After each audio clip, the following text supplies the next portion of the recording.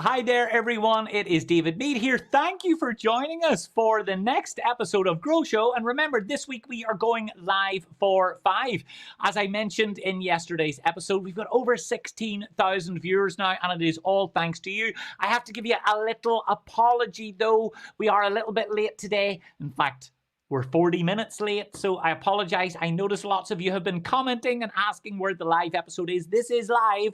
This is not pre-recorded. I'm genuinely coming to you live now, but we're a little bit late because I just wrapped a client event for my good friends at Virgin Media. So I'm sorry that we are running a tiny little bit late, but don't worry. The good Grow Show that you have come to know and love is still here to keep you company on a Tuesday afternoon. Great to see so many of you back in the saddle and joining us again. So remember, we are going live every single day this week. So I'd really appreciate it if you would take some time to tell your friends and colleagues, and make sure that you comment throughout the show. I'll be drawing on those comments at lots of different times. And you know, we like to incentivize your interactivity. So we have another 2 giveaways today.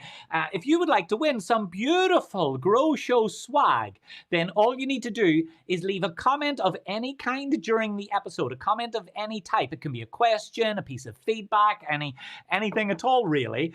And then we will choose one of those at random at the end of the episode, and you will get some... Oh, hold on, let's have a little... You'll get some sound effects. I'm experimenting.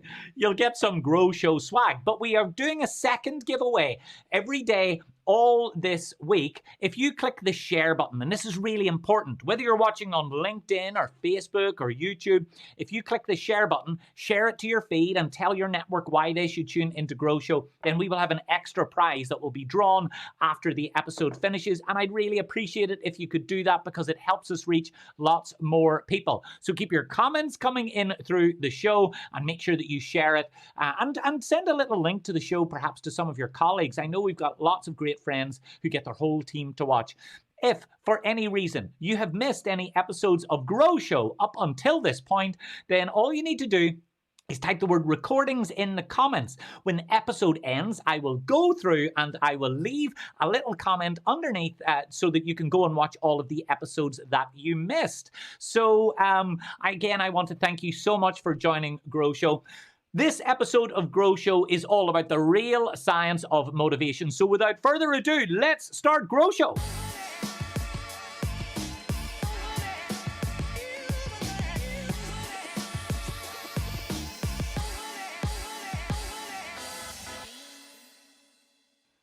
GrowShow is the only live streaming show on the internet that teaches you proven research and science-backed actionable tools and techniques that help you grow your business, grow your team, and grow yourself. Hello, my name is David Meade, and in every episode we give you tools that you can apply and employ straight away.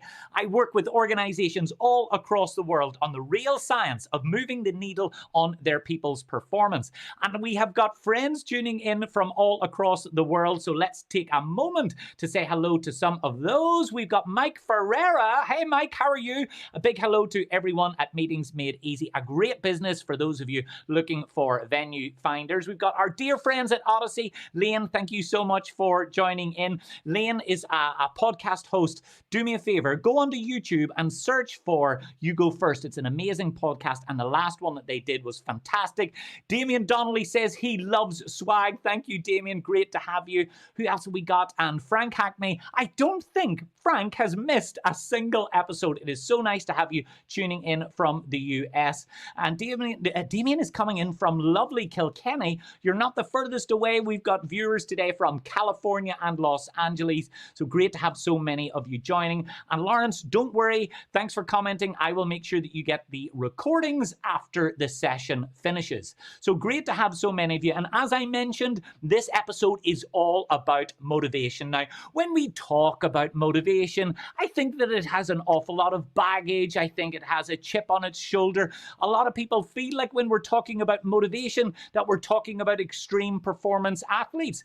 But the reason we need to pay attention to motivation levels is that while we are going through a global pandemic at the moment, There is a serious workplace epidemic of lethargy, of motivation not being at its peak.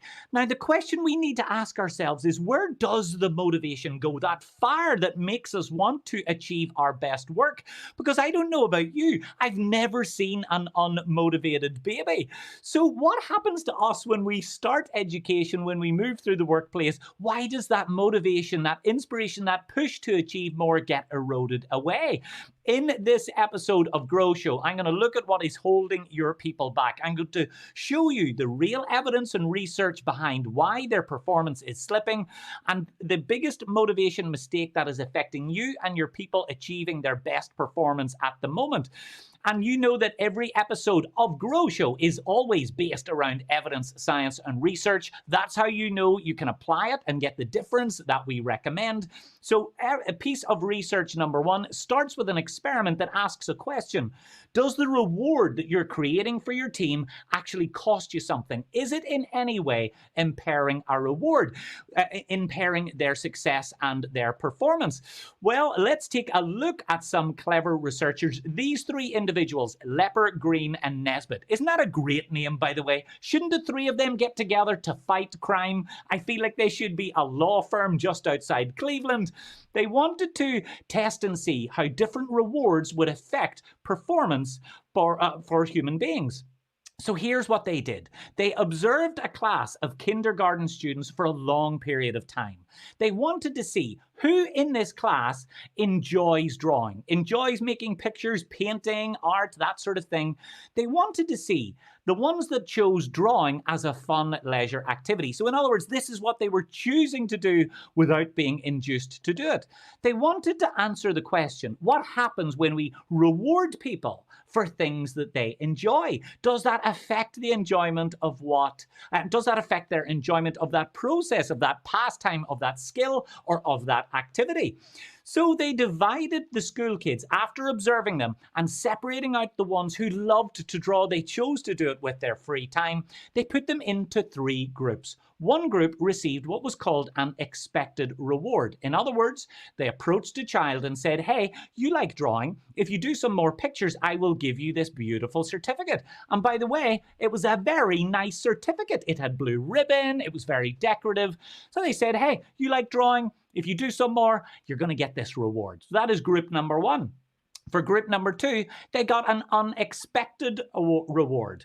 Now, by that I mean they were invited or at least given the opportunity to draw, and at the end, they got a reward as a surprise. They didn't know the certificate was coming. It was a boost or a bonus at the end that they could not have foreseen. That was group number two.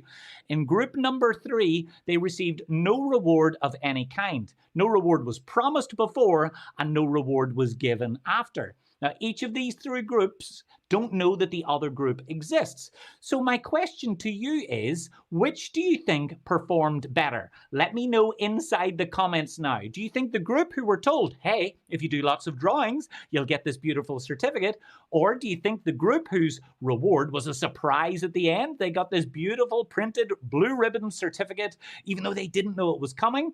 Or the group who got no promise and no reward provided? Let me know inside the comments. I'd be fascinated to know. And also, do me a favor. I'd like you to tag in the person in your business who is responsible for setting rewards. Is it the head of HR? Is it the director of sales? Is it your supervisor, leader, or manager? Tag them in the comments because they might want to know some of the research behind this. So I'll come to your comments in just a moment. So which do you think performed better? Well, first of all, let's look at these two groups. The one that no reward was promised or provided, and also the unexpected award or reward. In both cases, these drew just as much as they did without the reward, and they more or less performed the same as each other. So when the reward was unexpected, or when there was no award at all, they performed basically the same. No big deal there. However, the one that was really fascinating was the expected reward. This was the group who was told, if you draw pictures, then you will get this prize. They dramatically underperformed. They demonstrated less interest in the activity. They produced significantly less drawings and they put less effort in. They spent less time doing it. Now, I know this seems horribly counterintuitive, but the truth is we know that when you incentivize people to do things that they might have enjoyed, they might have felt some reward or some sort of purpose from, then it actually impairs their likelihood of wanting to do it again. There is a weird conversation that goes on inside our head when we are rewarded for doing things. If there's a reward, we convince ourselves, well, if there's a prize of some sort, then clearly I must not enjoy this. If there's an incentive, we say, whoa, whoa, whoa, I don't like to be pushed. I like to do my own thing. You won't tell me what to do. If there's an inducement of any kind, they say, I like to be autonomous, please. I'd like to spend my own way in my own time. Now remember, all of the kids who participated in this loved drawing. They liked it. But the moment that a reward structure of some sort was put in place, it fundamentally transformed their relationship with that activity. Now, I'd like you to consider your own team. Think about the stuff that they love and enjoy doing. Think about the sense of purpose and the sense of achievement. I happen to work in the events business, like lots of our friends who are tuned in here also do. And nothing beats that feeling of hundreds of delegates flooding into the room and having an amazing time. But if we incentivize that incorrectly, then the joy of making that activity come together significantly reduces. There has been an age-old debate. What works better, carrots or sticks? Well, most organizations resort to carrots. They say performance-related pay will help our people achieve our best. Won't it? Well, we know if the only thing that you have to help your people achieve high performance is carrots, your people will eventually tell you where to stick it. And this is not just one piece of research. Some of you might say, well, this is kids and art. It doesn't really apply to us. There are nearly 130 experiments carried out over 3 decades. That's 30 years in different contexts with different age groups in different scenarios and situations. And every single one bears out this same piece of research. We need to be really careful about how we incentivize the behavior of our people around us. The researchers, I think, put it best when they said that when organizations or leaders rely on if-then, in other words, if you do this, you get this, incentives or rewards, they undermine the intrinsic motivation of wanting to get something done, that sense of achievement of creating and doing something. And they do considerable long-term damage for the relationship that that individual has for the activity that at the beginning they loved. If you have missed any episodes of GrowShow, then now is your chance to catch up. Inside the comments now, if you type the word recordings, as soon as this live episode has ended, and this is live, by the way, hello, leave your comments. I'll pick out some in just a moment. If you put the word recordings below, then as soon as the episode is finished, I will go through and send you a link to where you can see everything that you've seen, and you have missed a ton. We have looked at the psychology of sales, leadership, motivation, innovation, and inspiration. In one episode around sales and persuasion, I taught a science-backed technique that increases your likelihood of getting a brand new contract by 10 times. That's not 10%, by 10 times. So if you'd like to see the episodes that you missed, then write the word recording in the comments below and I will see you there. But time now for experiment number 2. Some of you might say, well, the previous experiment was around art, wasn't it? And you know what? If you carry out those experiments in the United States, the inducements, the financial rewards for people to take part in experiments, it may seem quite fictional, it may seem quite small. So instead, some clever researchers decided to take some financial inducements, some financial rewards, and took them to Madurai, India. And they set up a really fascinating study to see how large sums of money motivate us to do our best work. They divided participants into 3 groups. They asked them to do really simple, fun, unchallenging games. So they would throw a tennis ball and allow it to get caught inside a waste paper bin. I mean, they were challenging, but not terribly challenging. And they were fun. There were nearly 90 participants, and the researchers divided them into 3 groups. One group received 1 day's pay if they met their target as part of the exercise. I think it's a small reward, but it's a good one. Another group received a medium reward. They got 2 days' pay. Now, still a solid reward, not to be sniffed at. However, group number 3 received a huge reward. They received the equivalent of 5 months' pay. Now, hold your breath for a second. I don't care where you are in the world. I don't care what industry you work in. In the comments below, tell me now, which of these groups do you think will perform best? Which of the groups do you think would achieve more, do more, and create the better results?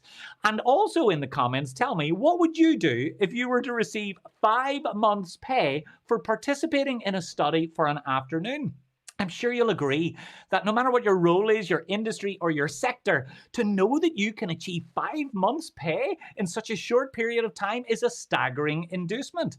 But the results were fascinating. Group 1 and 2 performed basically identically. In other words, whether there was a small reward or a medium reward, whether it was 1 day's pay or 2, they performed basically identically, even though one of those rewards was double the other.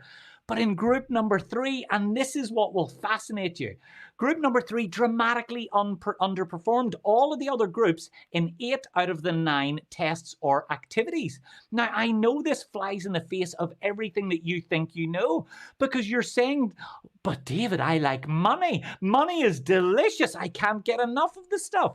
But when money is the only thing that drives your people to do their best work, it changes the relationship. Remember, in 8 out of the 9 tasks, the group that received 5 months' pay for achieving a target significantly underperformed.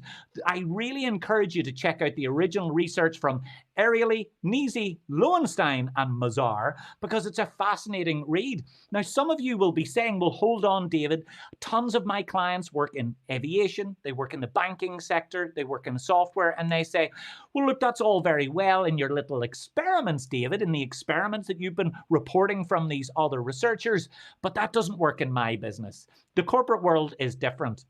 Well, we have scoured over 50 studies into corporate pay incentives, and we find that financial incentives can result in a significant negative impact on overall performance.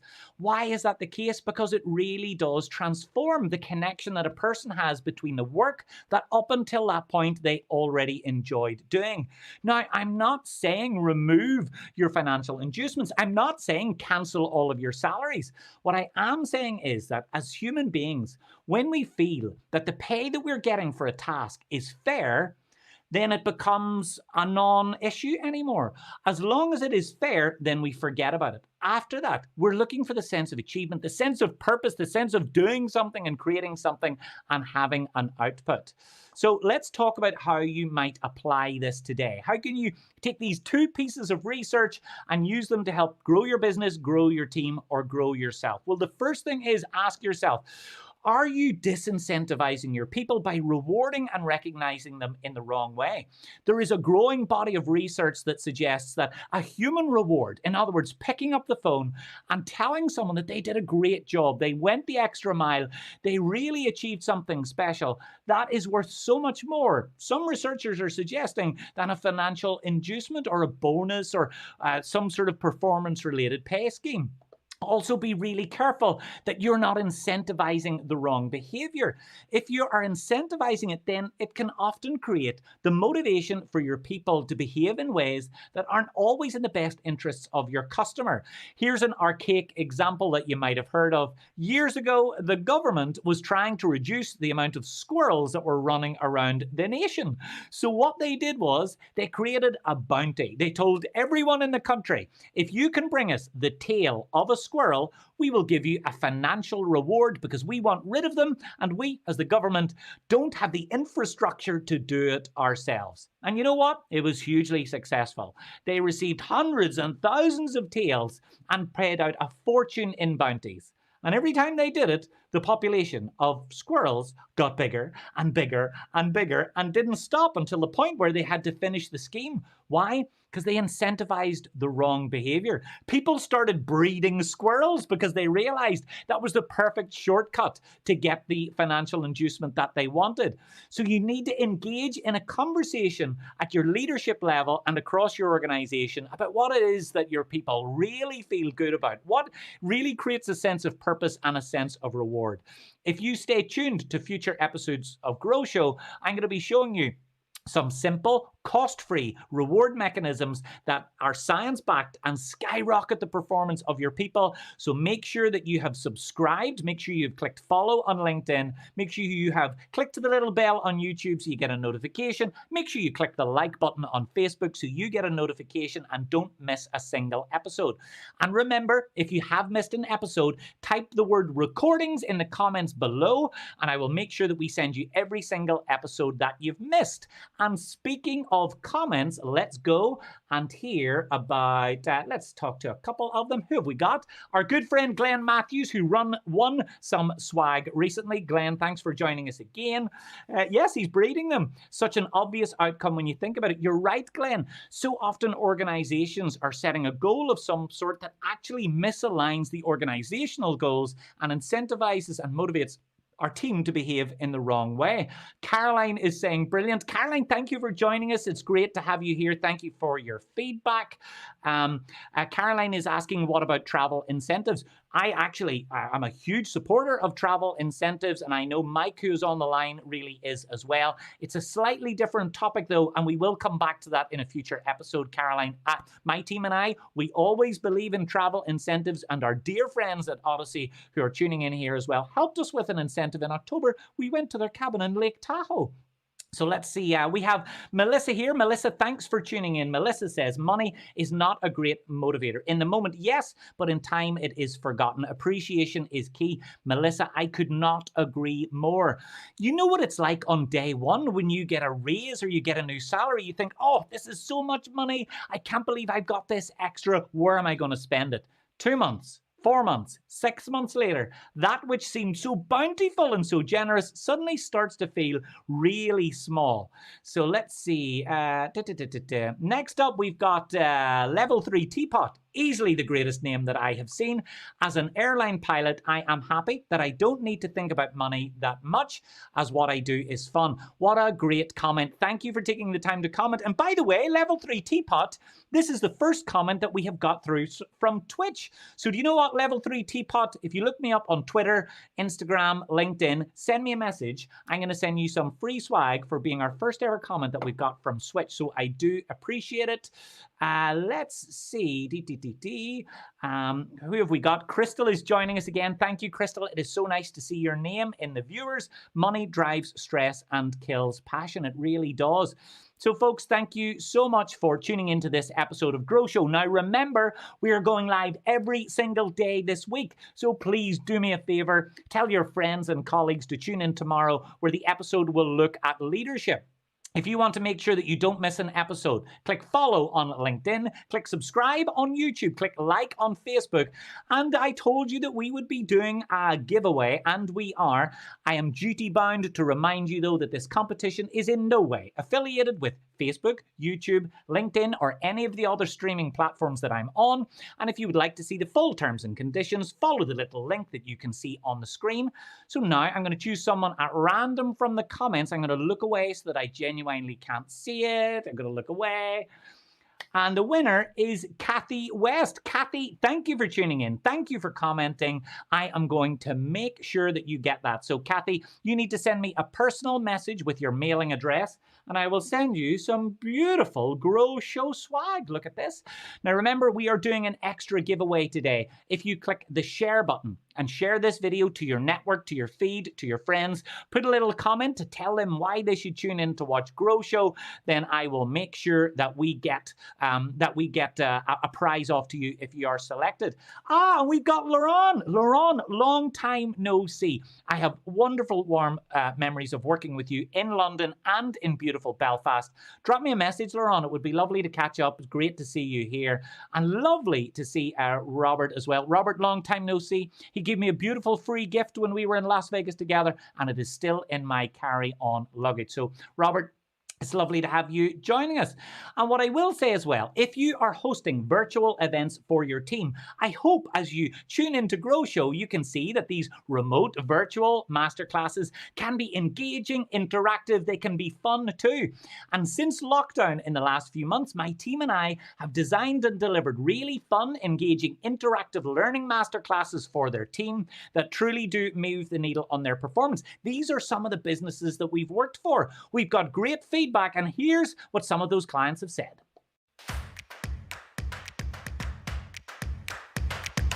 Hi everyone, my name is David Meade. Thank you so much for taking the time to join us during this live and interactive masterclass. The feedback that we had is the best that I've seen for any webinar. It was the biggest audience we've ever had by far. I haven't been to, a virtual event like it. I certainly haven't laughed as much in any virtual event.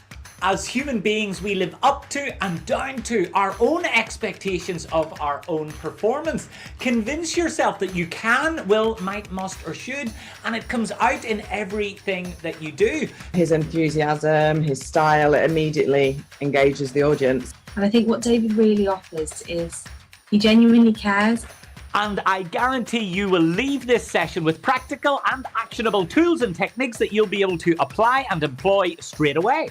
Engaging. Interactive. Full of energy. So I hope you see that these remote and virtual events can be fun, engaging, but more importantly, inspire your people while they are learning. So I want to thank you again for tuning in to GrowShow. We will be back every single day this week with a brand new episode. Tell your friends, tell your neighbors, tell strangers, tell anyone, and I'll see you tomorrow on GrowShow.